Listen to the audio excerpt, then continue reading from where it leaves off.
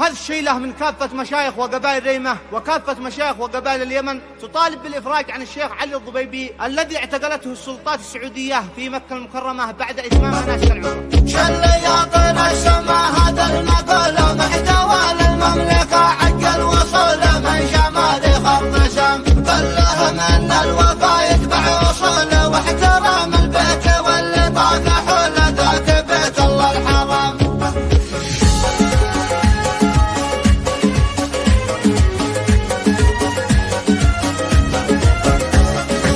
شيخ سافر واعتمر وتعرض له تم حده هو من برافض له البيت العمره حرام. ذا الخبر هز اليمن عرضه وطوله والمشايخ والقبايل يهتفوا له عدوته عند النهام. والضبيب شيخ الاصول وقوله له مواقف شاهده عنده بطوله وجه له بدر ومقام الكرم في موقع الاخوه حموله والشجاعه والنبابع له وقوله تجعل له كل هام.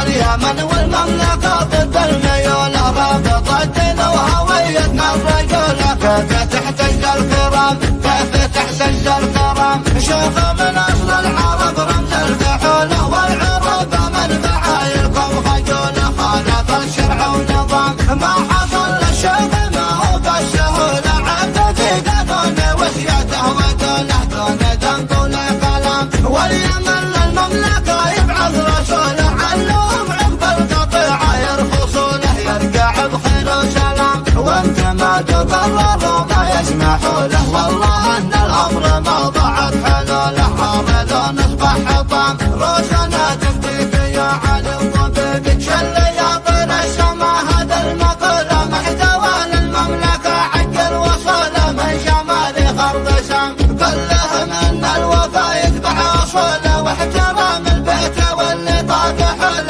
ذاك بيت الله الحرام. شيخ سافر واعتمر وتعرض له تم حده هو من برافض له البيت العمره حرام. ذا الخبر هز اليمن عرضه وطوله والمشايخ والقبايل يهتفوا له عدوته عند النهام. والضبيب شيخ الاصول وقوله له مواقف شاهده عنده بطوله وجه له بدر ومقام الكرم في موقع الاخوه حموله والشجاعه والنبابع له وقوله تجعل له كل هام.